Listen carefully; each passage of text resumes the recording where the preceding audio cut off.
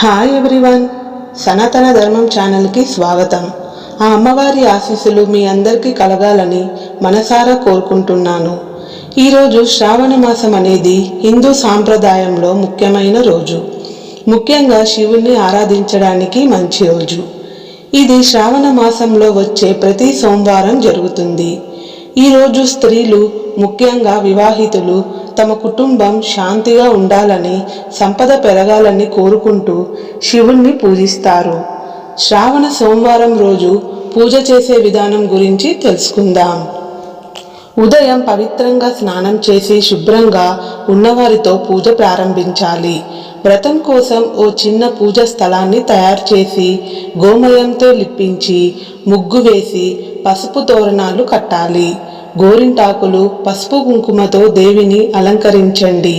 లక్ష్మీదేవి విగ్రహాన్ని కానీ చిత్రాన్ని కానీ అలంకరించాలి. పూజా కార్యక్రమానికి కావాల్సిన